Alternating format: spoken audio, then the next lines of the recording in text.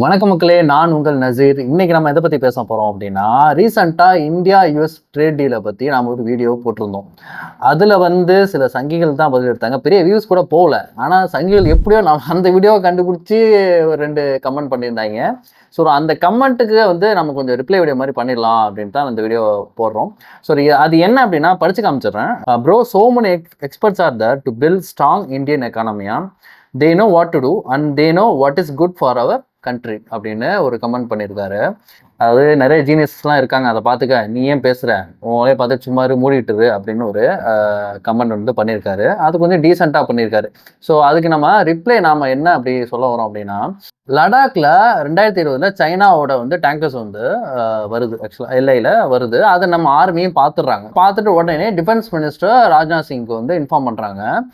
கிட்டத்தட்ட 1 மணி நேரம் வெயிட் பண்ணுறாங்க, எந்த ரிப்ளையும் இல்லை. அதுக்கப்புறம் கண்ணில் மின்னல் ஜெய்சங்கர் கிட்ட சொல்கிறாங்க.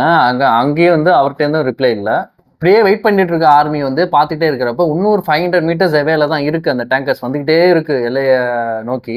அப்போ ரொம்ப பதட்டம் அடையிற ஆர்மி என்ன பண்ணுறாங்க அப்படின்னா, அகைன் கான்டாக்ட் பண்ணி பார்க்குறாங்க ராஜ்நாத் சிங்கை. அவர் இன்னொரு 1 மணி நேரம் கழிச்சு, கிட்டத்தட்ட 2 மணி நேரம் கழிச்சு என்ன பண்ணுறாருன்னா, ஆர்மிக்கு ரிப்ளை கொடுக்குறாரு.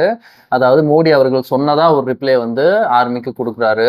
என்ன சொல்கிறேன்னா, எது அப்ராப்ரியேட்டோ அதை நீங்கள் பண்ணிக்கோங்க, உங்களுக்கு எந்த சட்டம் சேர்ந்த சட்டமோ அதிலிருந்து நீங்களே பார்த்து போட்டுக்கொள்ளுங்கள் அப்படின்ட்டு ஒரு ரிப்ளை சொல்றதா, மோடி சொல்றதா ராஜ்நாத் சிங் ஆர்மிக்கு பாஸ் பண்றாரு. இதை நம்ம எப்படி எடுத்துக்கிறதுன்னு தெரியல. ப்ரோ போட்ட கமெண்ட்டுக்கு இங்கேயே பதில் இருக்கு. அதாவது பெரிய பெரிய ஜீனியஸ் இருக்காங்க, அவங்களாம் அந்த எக்கனாமியை பார்த்துப்பாங்க, நீங்க ஏன் பேசுறீங்க ப்ரோ அப்படிங்கிற மாதிரி. இதை இவங்களை நம்பி தான், அந்த ஆர்மியை நம்பி, அதாவது டிஃபென்ஸை நம்பி, பிரைம் மினிஸ்டர், எல்லாருக்கும் பெரிய ஹையர் அபிஷியல் ஒரு பிரைம் மினிஸ்டர்லாம் நம்பி தான் நாம் இங்கே இருக்கோம். கரெக்டாக அந்த ஆர்மிக்கு ஆர்டர் கொடுக்க வேண்டியது யாரு, அந்த அந்த பிரைம் மினிஸ்டரோ இல்லை டிஃபென்ஸ் மினிஸ்டரோ தான். இவங்களை நம்பி தானே நாம் இங்கே பாதுகாப்பாக இருக்கோம் அப்படிங்கிற ஒரு இதில் இருக்கும்.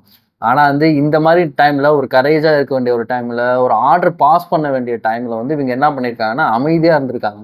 ஒரு சைடு பாகிஸ்தான்னா வெகுண்டிருந்து ஒரு தேசபக்தியை கலப்புற மாதிரி ஒரு ஒரு ஆக்ஷன் இருக்கிறதும், இன்னொரு சைடு பார்த்தோன்னா சைனானா அமைதியாக இருப்பதும் அப்படிங்கிறது நாம இருக்குது. தேசபக்திங்கிறதே இங்கே ஒரு டபுள் ஸ்டாண்டாக இருக்கா? ஒரு நாட்டுக்கு தான், அதாவது பாகிஸ்தானுக்கு மட்டும்தான் இங்கே தேசபக்திங்கிறது ஒர்க் ஆகுமா? இதே சைனானா தேசபக்தி வராதா அப்படிங்கிறது எனக்கு தெரியல. இதுக்கு ஏதாவது பதில் இருந்தால் அந்த ப்ரோவே மறுபடியும் எங்களுக்கு கமெண்ட்டை பதில் சொல்லட்டும். இன்னொரு சங்கி, அக்மார்க் சங்கி என்ன பண்ணியிருக்கான் அப்படின்னா, இன்னொரு கமெண்ட்டை சொல்லியிருந்தான் அதே வீடியோவுக்கு. எப்படி சங்கிகளுக்காக போகுதான்னு தெரியல.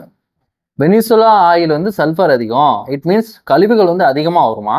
அந்த கழிவுகள் தான் ரோடு போட தாரா யூஸ் ஆகுமா. It's used for our road facilities infrastructure. இது தெரியுமா? இல்லைன்னா விட்டுட்டிங்களா, வேணும்னே விட்டுட்டிங்களா அப்படிங்கிற ஒரு கமெண்ட் போட்டிருக்கோம். ஸோ அதுக்கு நான் என்ன சொன்னேன் அப்படின்னா, அதாவது இப்போ நமக்கு தேவை அரிசி, ஓகேவா? அரிசியில் தான் சோறு சாப்பிட்ணும். ஆனால் அந்த அரிசியிலேருந்து வர உமிக்காக நம்ம நெல்லை வாங்க மாட்டோம், ஓகேவா? அரிசியிலேருந்து உமியை தனியாக எடுத்துட்டு தான் அரிசியை சோறுக்கு இது பண்ணி சமைச்சு சாப்பிடுவோம். என்ன சொல்கிறான்னா, அதுலேருந்து உமி தான் எனக்கு வேணும், உமிக்காக தான் நான் நெல்லையே வாங்குறேன் அப்படிங்கிற மாதிரி ஒரு கமெண்ட்டை பாஸ் பண்ணியிருக்கான். யாருன்னு போய் பார்த்தா அக்மார் சங்கி. அவன் ப்ரொஃபைலில் போய் பார்த்தா பக்காவான சங்கி. அவன் கேட்டதுக்கு எதுவும் பதில் சொல்ல தெரியாமல் ஓடி போயிட்டான். அவன் கேட்டதுக்கு நாம் ஆல்ரெடி பதில் சொல்லிட்டோம். இங்கேயும் நாங்கள் ரிஜிஸ்டர் பண்ணிடுறோம். ஆக்சுவலாக இந்தியாவில் நம்ம ஆல்ரெடி சொன்ன மாதிரி ரிலையன்ஸ் கிட்ட மட்டும்தான் வெனிசுலாவோட ஆயிலை சுத்திகரிக்கிற ரெஃபைனரிஸ் இங்கே இருக்குது. நம்மள்ட்ட ஐஓசிஎல்கிட்டயோ பிபிசிஎல்கிட்டயோ இந்தியன் கவர்மெண்ட் கிட்ட அந்த சுத்திகரிக்கிற ரெஃபைனரிஸ் கிடையாது.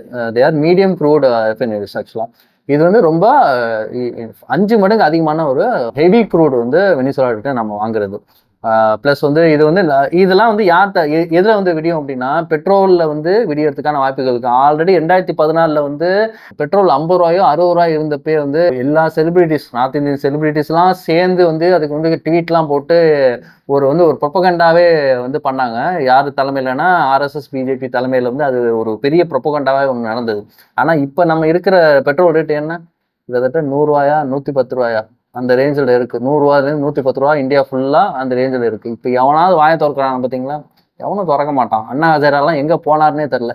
உங்களுக்காக அண்ணா ஹசாராவை பற்றி ஒரு தனி வீடியோ ஒன்று வச்சுருக்கோம். அது வந்து இனிமேல் நாங்கள் போடுறோம், அதையும் நீங்கள் பாருங்கள். இதோட இந்த வீடியோ முடியுது. வேற ஒரு டாபிக் என்ன பேசலாம் அப்படின்னு நீங்க சொல்லுங்க கமெண்ட்ல. நம்ம வேற ஒரு டாபிக் நம்ம பேசலாம்.